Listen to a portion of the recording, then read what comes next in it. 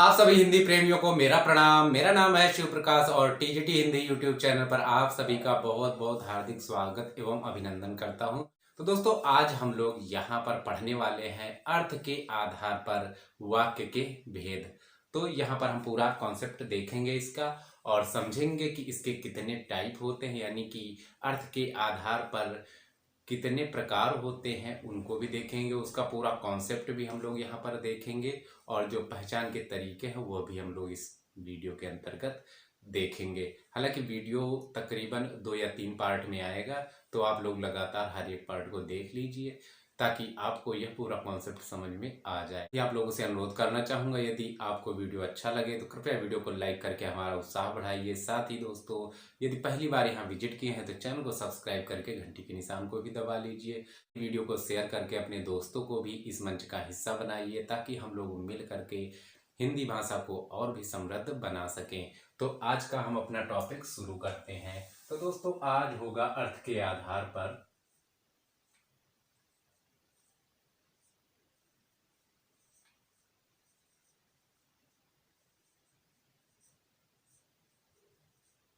वाक्य के भेद।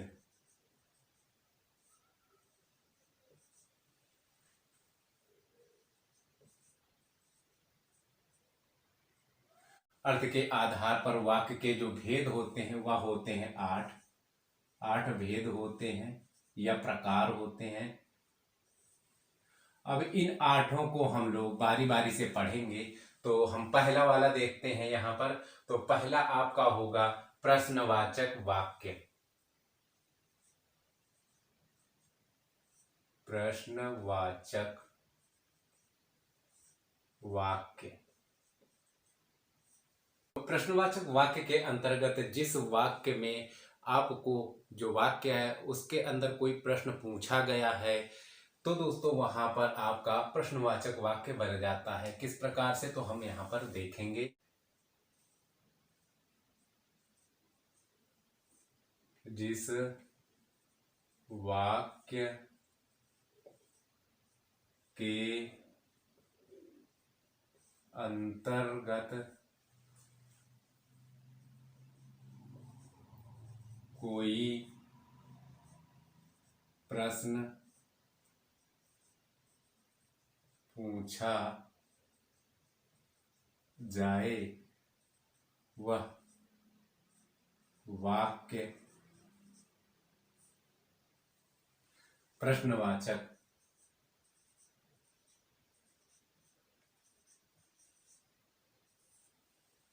वाक्य कहलाता है।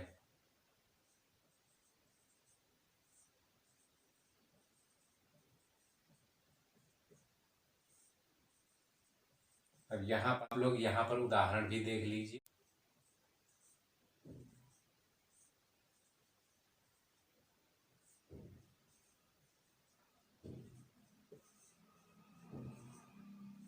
तुम कब मिलोगे, यानी आपसे प्रश्न पूछा जा रहा है कि तुम कब मिलोगे। तो ये आपका क्या हुआ, तो ये भी दोस्तों आपका हुआ प्रश्नवाचक वाक्य। इसी प्रकार से वह कहाँ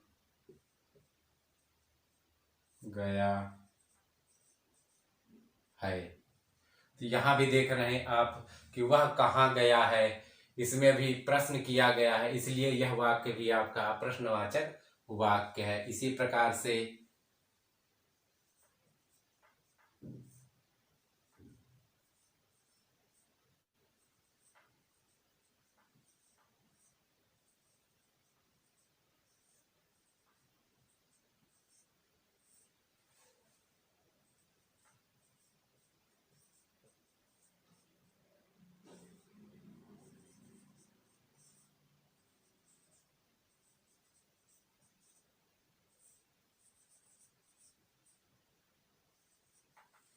दोस्तों यहाँ पर भी आप देखेंगे कि यह जो वाक्य है, क्या मैं उसे खरीदने के लिए अधिकृत हूं। तो यह भी क्वेश्चन किया गया, यानी कि प्रश्न किया गया है, इसलिए दोस्तों ये भी आपका प्रश्नवाचक वाक्य हुआ। इसी प्रकार से आप अन्य अनेक उदाहरण देख सकते हैं। नंबर दूसरा हम देखते हैं।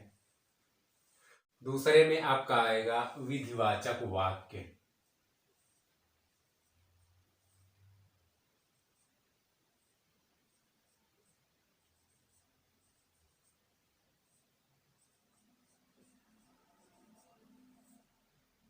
यहां पर आप देखेंगे विधिवाचक वाक्य,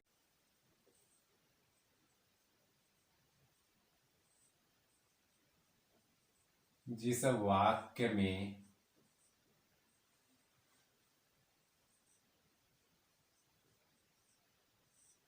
सरल वाक्य हो या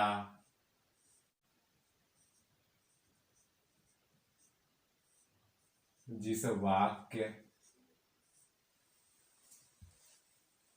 में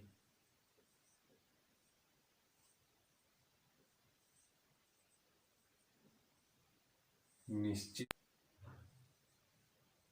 भावबोध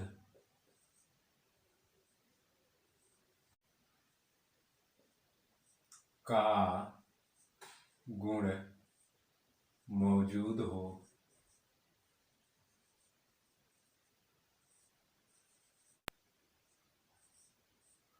उसे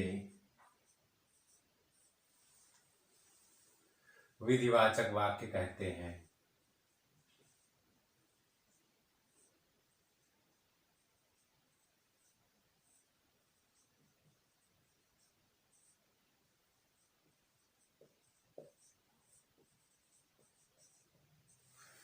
तो जिस वाक्य में सरल वाक्य हो या फिर दोस्तों जिस वाक्य में निश्चित भावबोध का गुण मौजूद हो, उसे विधिवाचक वाक्य कहते हैं। तो कैसे, तो यहां पर मैं थोड़ा सा एक उदाहरण देता हूं ताकि आप लोग इसको आसानी से समझ जाएं। जैसे मैं लिखता हूं, श्याम पढ़ रहा है। तो आप देखेंगे इसमें एक निश्चित भावबोध है पढ़ने का, यानी श्याम क्या कर रहा है, तो भाई श्याम पढ़ रहा है, यानी कि यह एक आपका सरल वाक्य है। इस वजह से दोस्तों यहाँ पर इसे विधिवाचक कैटेगरी के अंतर्गत रखा गया है, यानी कि यह जो है यह आपका विधिवाचक वाक्य हुआ। अगर दूसरा इसी तरह से ले ले, जैसे कि श्यामा खाना खा रही है। तो यहां भी देखेंगे श्यामा क्या कर रहे हैं, तो श्यामा खाना खा रही है। एक सामान्य सा यानी कि सरल सा वाक्य है। इसके बाद इसी तरह से आप देखें, जैसे कि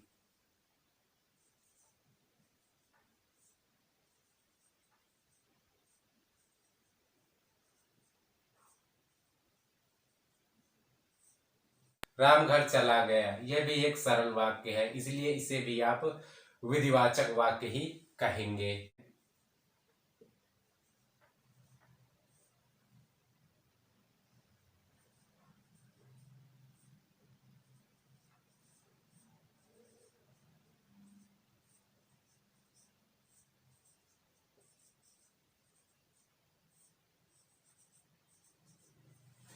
यहाँ पर देखेंगे बंदर पेड़ की डाल पर बैठा है, तो यह भी एक आपका सरल वाक्य है।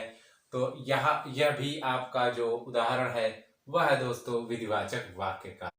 तीसरा वाला देखेंगे, इसमें होगा आपका इच्छावाचक वाक्य। इच्छा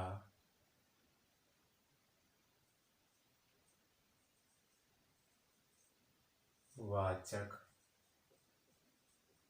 वाक्य।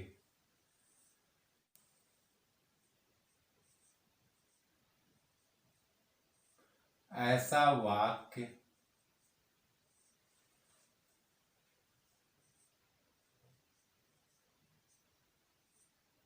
जिसमें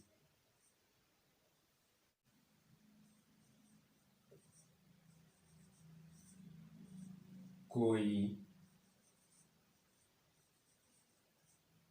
इच्छा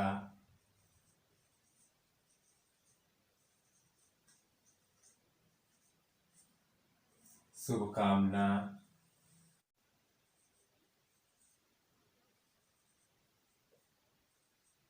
सुझाव,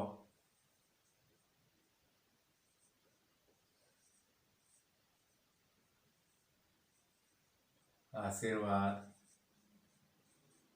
साफ,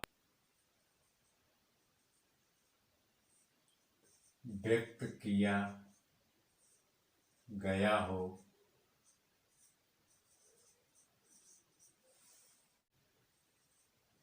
उसे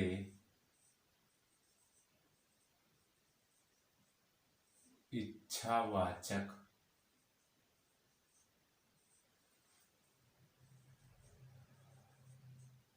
कहा जाता है।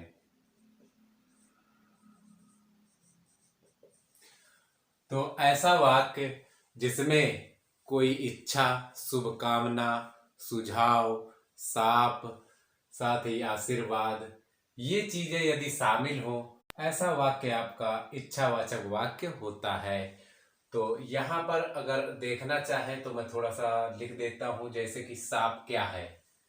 तो सांप के बारे में यदि आप देखना चाहें तो सांप क्या है? किसी के लिए बुरी इच्छा करना।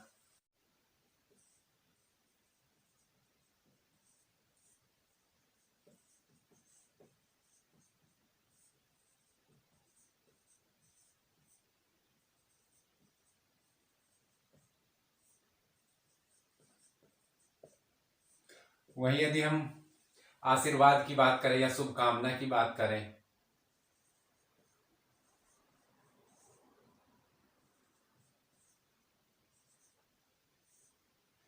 आशीर्वाद या शुभकामना,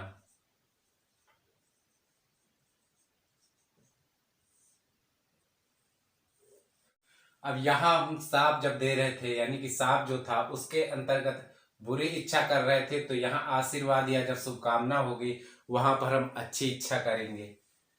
तो किसी के लिए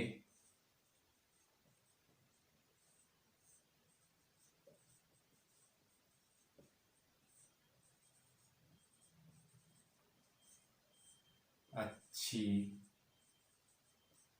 इच्छा करना। इसी प्रकार फिर इच्छा क्या होती है, तो इच्छा का भी हम देख लेते हैं।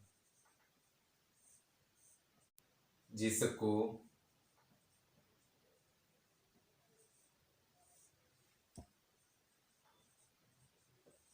करने के लिए कोई बाध्यता ना हो, जिसे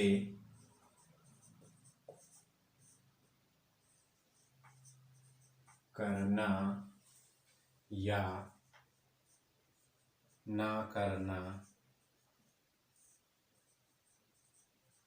करने वाले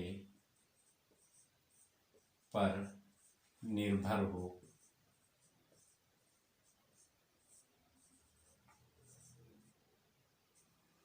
ना करने पर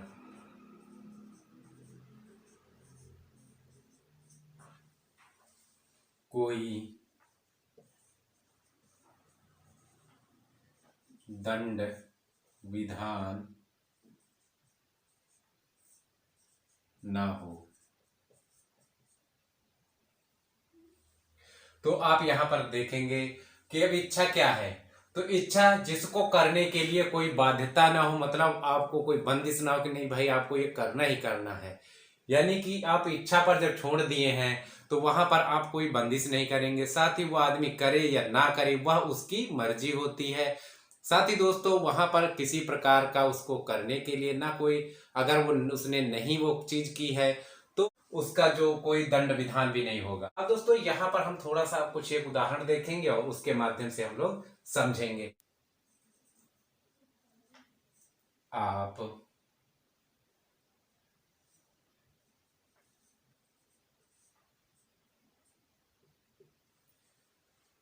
टीजीटी हिंदी यूट्यूब चैनल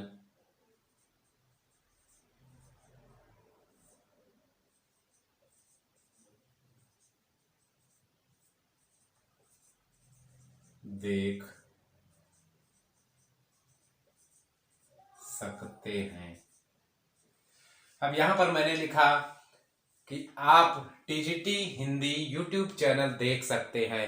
तो दोस्तों यह मैंने जो वाक्य यहाँ पर लिखा है, तो यह आपकी इच्छा है, यानी कि आपकी मर्जी है कि आप उसको देखें या ना देखें। अब मैंने जो यहाँ पर कहा है, तो यह मैंने आपको आपकी इच्छा पर छोड़ दिया है कि आप टीजीटी हिंदी यूट्यूब चैनल देख सकते हैं, यानी यह आपकी इच्छा पर निर्भर करता है। इसके लिए किसी प्रकार का कोई आपसे जोर जबरदस्ती नहीं किया जाएगा, ना ही कोई आपको कोई यहाँ पर कि नहीं आदि आप देखते हैं तो कोई दंड विधान भी नहीं है। इसी प्रकार से एक और मैं देखता हूं, जैसे कि यहीं पर मैं लिखता हूं,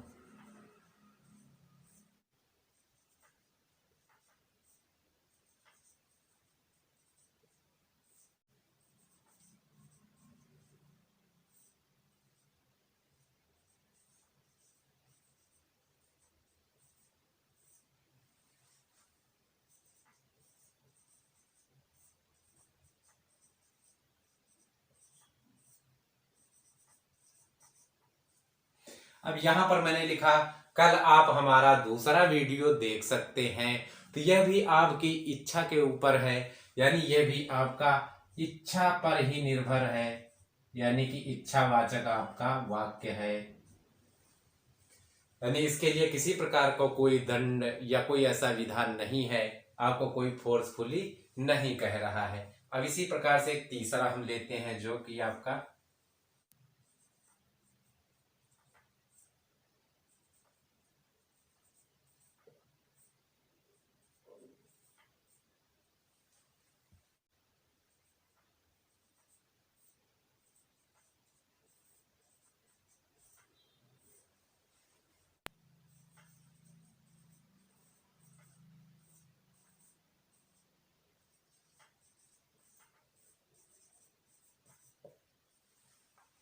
अब यहां पर मैंने लिखा आप चाहें तो यह कोर्स खरीद सकते हैं।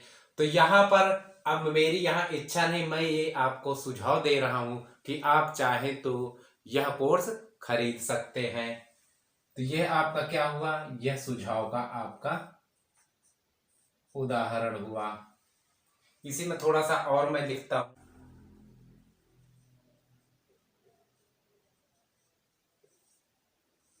आपको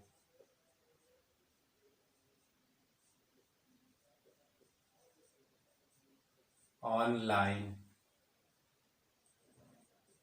ही तैयारी करनी चाहिए। अब मैं यहां पर आपसे क्या कह रहा हूं कि आपको ऑनलाइन ही तैयारी करनी चाहिए। तो यह मेरा आपसे सुझाव है, यानी मैं आपको एक सुझाव दे रहा हूं। तो यह भी आपका एक सुझाव का ही हुआ उदाहरण। इसी प्रकार से मैं एक और लिखता हूं, जैसे कि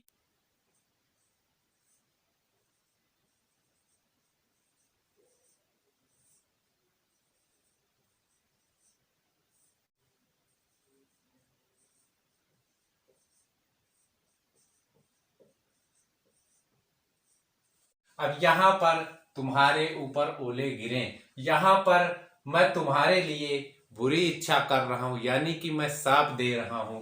तो ये हो जाएगा आपका उदाहरण साप का। इसी प्रकार से कुछ और मैं लिखता हूं, जैसे कि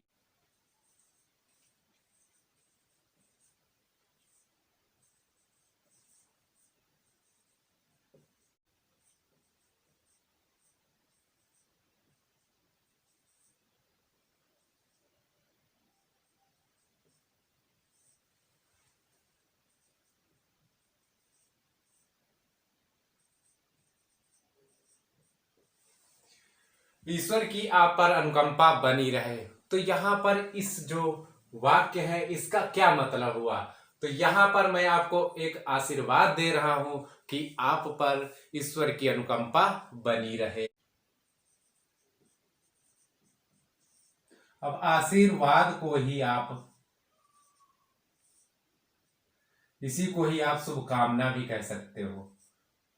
लिखना है तो शुभकामना भी लिख सकते हो भाई। तो ये थे हमारे कुछ एक उदाहरण। अब मैं थोड़ा सा आगे आपको ले चलता हूं। अब ये चौथा नंबर का हम देखते हैं। तो चौथे में हम देखते हैं निषेधवाचक वाक्य।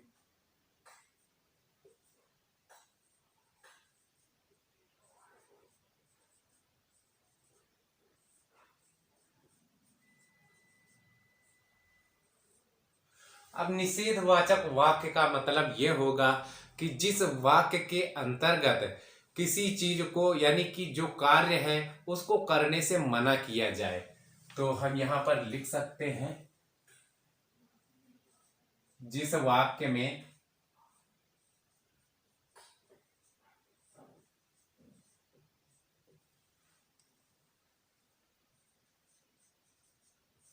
कार्य, अब इसी को क्रिया लिख लो,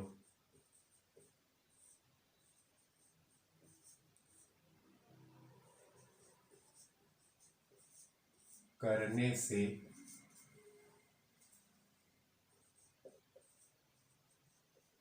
रोका जाए,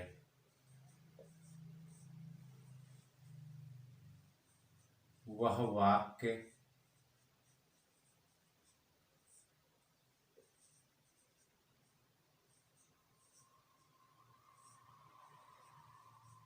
निषेधवाचक वाक्य कहलाता है।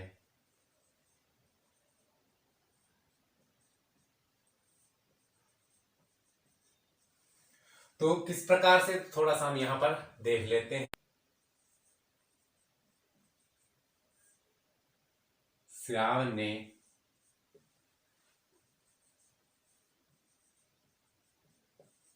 वीडियो देखने से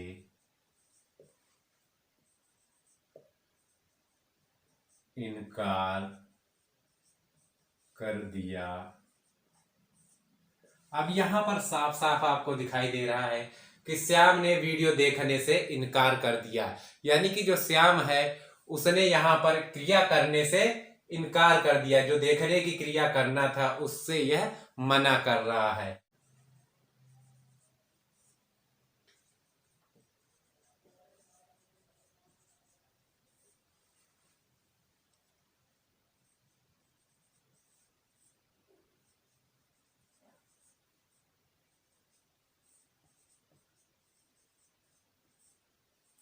यहां पर मैंने लिखा वह कार्यालय नहीं पहुंच सका। तो यहां पर भी आप देख पाएंगे कि जो वह कार्यालय जो कि जा रहा था, यानी कि जिसको जाना था, तो वह कार्यालय नहीं पहुंच सका। यहां पर भी आप देख पा रहे हैं कि यह भी निषेधवाचक वाक्य है।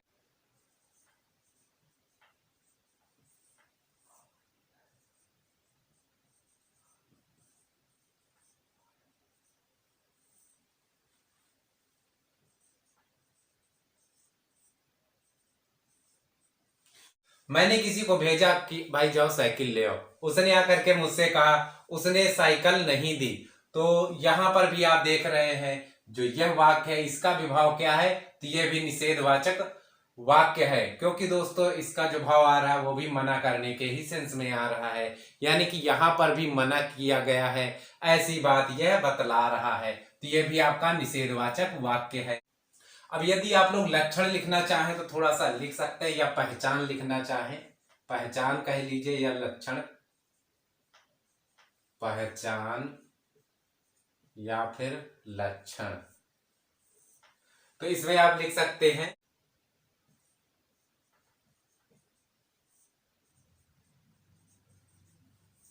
जिस वाक्य में ना, मना, मत, ना आदि शब्द आए,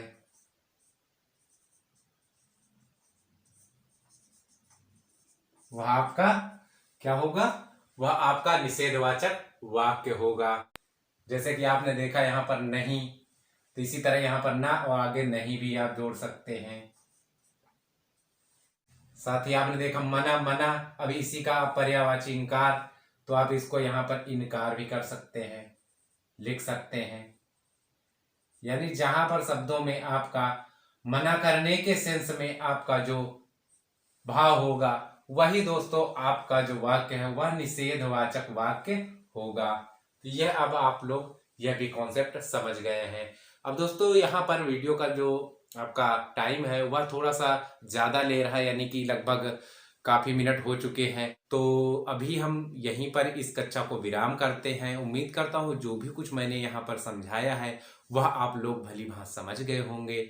साथ ही दोस्तों यदि कोई डाउट है तो आप लोग हमें कमेंट बॉक्स में कमेंट करके बता सकते हैं। वीडियो यदि आपको अच्छा लगा हो तो कृपया वीडियो को लाइक करके हमारा उत्साह बढ़ाइए। दोस्तों को भी इस वीडियो को शेयर करके इस मंच को और बड़ा कीजिए, ताकि हम लोग मिल करके हिंदी भाषा को और भी समृद्ध बना सके। तो मिलता हूँ बाकी बचे हुए कॉन्सेप्ट के साथ में। तब तक के लिए जय हिंद, जय Bharat. TGT Hindi YouTube channel को देखने के लिए आप सभी का बहुत बहुत धन्यवाद।